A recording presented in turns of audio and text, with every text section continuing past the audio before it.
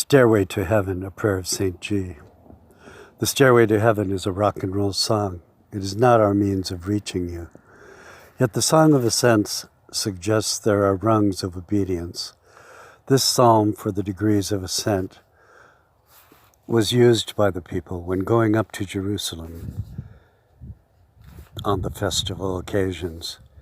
They were sung in sequence upon the 15 degrees of the stairs of the temple, and are a picture of our ascent to you. Sung by the Jews when they returned from Babylon and went up to Jerusalem. We too are freed from captivity, thus to make our rising up to you.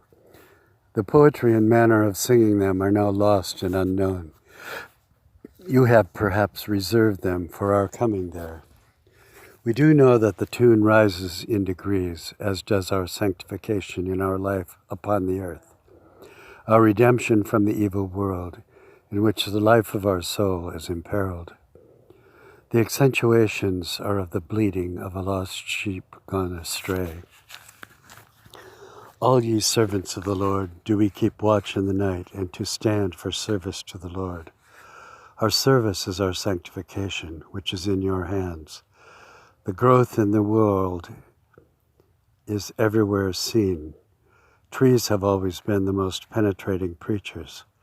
They were your first gifts to us, the tree of knowledge, the tree of the knowledge of you, and the tree of life in you.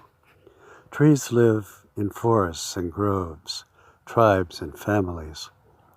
They sometimes stand alone, like lonely persons. They grow tall and struggle with all the force of their lives to fulfill themselves according as you have placed them. We and they are once cut down and reveal our naked death wound to the sun, the rings of all our years. Our happiness and prosperity are written there, inscribed in luminous discs. Our whole history of years of scars, struggle, suffering, sickness, the attacks endured in storm. Trees are sanctuaries. Some speak to them, as we must learn to speak to a silent God. We are life from eternal life, your life, and thus we are closely attached. A tree says, my strength is trust.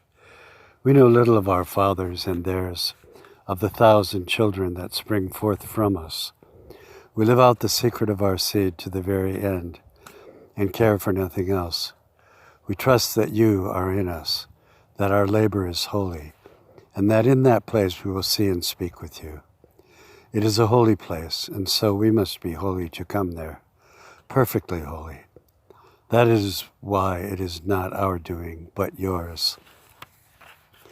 The unity of believers is a greater holiness than a hermitage, and it is your desire. 200 pianos all tuned to the same fork are automatically tuned to each other. They are of one accord by being tuned, not to each other, but to another standard to which each one must individually bow. So when worshipers meet together, each one looking away to Christ, we are in heart nearer to each other than we could possibly be, were we to become unity conscious and turn our eyes away from you to strive for closer fellowship. Holiness does not consist in extraordinary things. It consists in accepting and following the will of God. We are beautiful as we move toward you.